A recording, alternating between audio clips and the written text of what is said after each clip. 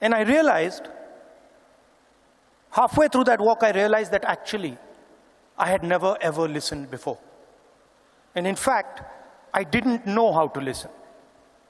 I knew how to speak, I knew how to think, but I didn't actually know how to listen to people. What do I mean by that? Whenever somebody was speaking to me, I would have a conversation going on in my mind. I would be listening, and at the same time, I would be talking. Relatively quickly into the yatra, the talking completely stopped. And all I was doing was listening to the people who were coming next to me. And I discovered that there is a completely different way of communicating with people, a much more powerful way of communicating. And that way involves me or us becoming completely silent and listening deeply to exactly what it is they're trying to say. I'll give you an example. The one that really struck me. We were walking. It was early morning, it was still dark. And this woman came running towards me, and she held my hand.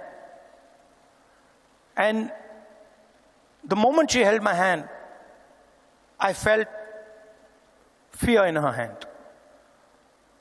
I didn't say anything. And I asked her,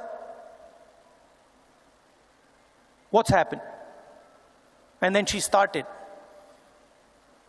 And she said to me, I've come here to walk, but I have to go back. I have to go back quickly. I said, "Why?" She said, "Because my husband is beating me. My husband is thrashing me, and I have come here to this yatra." And then I said to her, I said, "What do you want me to do?" And she looked at me, she says, "I don't want you to do anything. I just want you to know that this is happening to me." And the moment she said that, her hand completely relaxed. And I realized that it was as important for her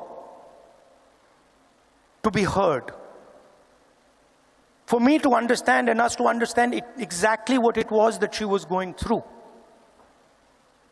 That was as important as any action we could take. And in 1 second, she transmitted to me what millions and millions of women go through in their homes. So our opposition really does not know how to listen, because they already have all the answers. They know exactly what is supposed to be done. And this is completely flawed, because it is the people who know what has to be done. And if there is one thing that we have failed at with all the social media and all the modern communication methods, it is that we have, as politicians, failed to deeply listen to what our people are trying to tell us. And this is the space where we can really operate, because our opponents have completely vacated this space. They're not there. They don't exist there. The second thing I learned, this new politics, aggressive politics, a politics where the opposition is not talked to, but the idea is to crush the opposition. And we found that all our avenues were compromised. The media, the general atmosphere did not allow us to operate the way we would like. And so we reached back into our history, and we decided to walk from Kanyakumari, which is one of the southernmost parts of our country, all the way to Kashmir, where I was yesterday. And I'd like to tell you a little bit about what I and some of my colleagues discovered on that journey. It's not a small walk, 4,000 kilometers. And I don't think we understood quite what we had taken on when we began it. But once we began, there was no way backwards. So we just carried on walking right to the end. And I essentially learned two things from that walk. Our opposition across the world has a monopoly on anger, fear, and hatred. And there's no way that we are ever going to be able to compete with them on anger, fear, and hatred. They are going to outdo us, outmaneuver us, and beat us every single time when it comes to fear, anger, and hatred. So the question is, where and how do we operate? Where are the spaces where we have the advantage? Where are the spaces from which we can build a counter-narrative?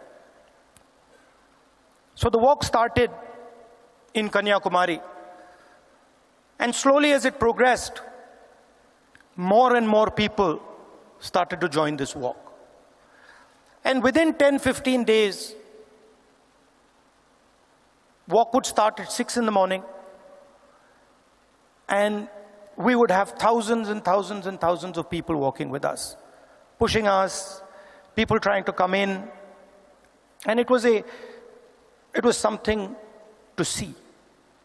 My job was walking and listening to people.